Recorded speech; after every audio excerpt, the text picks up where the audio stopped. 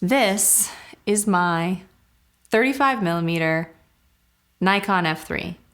I've had this for 5 years now. It is the camera that started this whole journey for me. I remember getting this camera and not knowing how any of it worked and wondering what in the world all of these dials on the top were for and what I was supposed to do. I knew that this was how I took the picture, but aside from that, I had no idea what I was doing. But I started using it and I started taking pictures.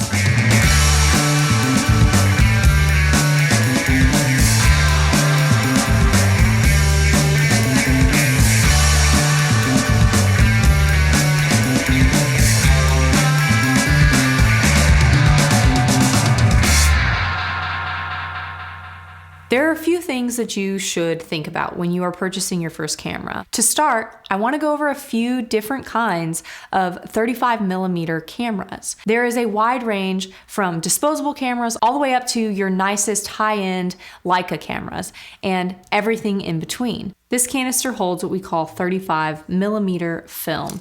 There are different kinds of film that you can buy, but a 35mm camera is only going to hold 35mm film. The difference between a 35mm lens, 35mm camera, and 35mm film can get really confusing. So to clarify, this is a 35mm camera. It holds 35mm film. This is a point and shoot 35mm camera. It also holds 35mm film. And this is a disposable 35mm camera. It also holds 35mm film. So when you hear 35mm camera, referring to the type of film you use in the camera. And again, that looks like this. First, we have our point and shoot cameras, which are exactly what they sound like. You take the camera, you point it at what it is you want to take a picture of, look through the viewfinder, and you snap a picture.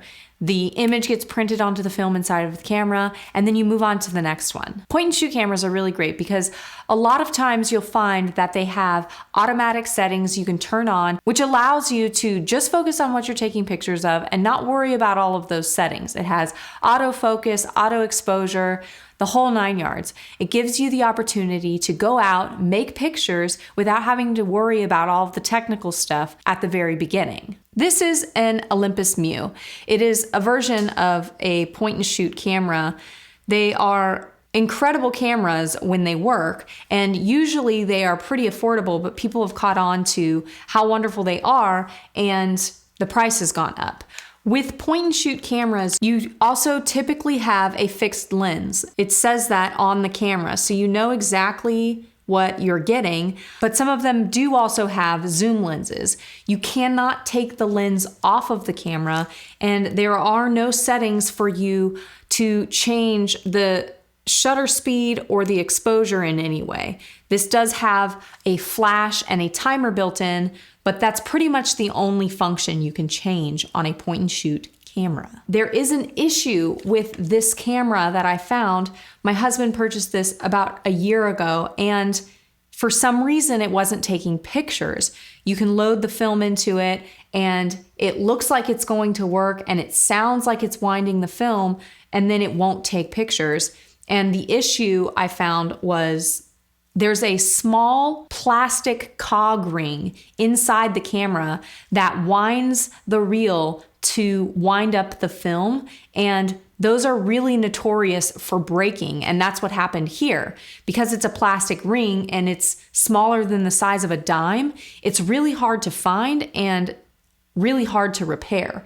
So that's something to keep in mind when you are looking at the Olympus Mu. But there are other point and shoot cameras that you can find. Canon makes really great versions. So does Nikon, Pentax. You really can't go wrong with a point and shoot camera. Make sure you do your research before you purchase something though, because it could have an issue like the Olympus Mu. Next, you have your standard 35mm camera. And this has a few more features that point and shoots typically do not have. You have a ring for exposure, you have your shutter speed dial, and then there's also a ring on the outside of the lens that changes the aperture. This camera also has a built-in light meter, which tells me whether or not the image is exposed properly. If you are starting out with a standard 35mm camera, I would say get a 35mm lens. In my opinion, 35mm lenses are great for just about anything you're going to shoot. They're great for portraits, they're great for landscapes, night photography, street photography, anything that you can think of.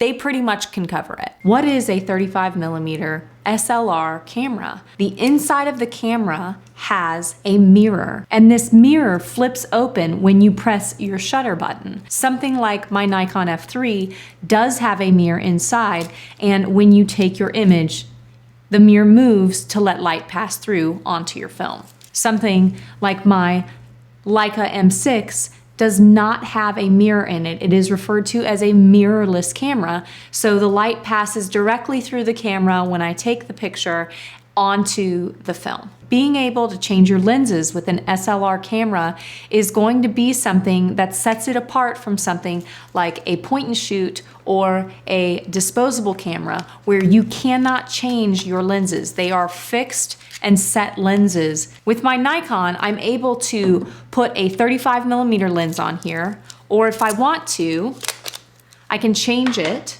and put a different lens on. Now I have my 105 on here.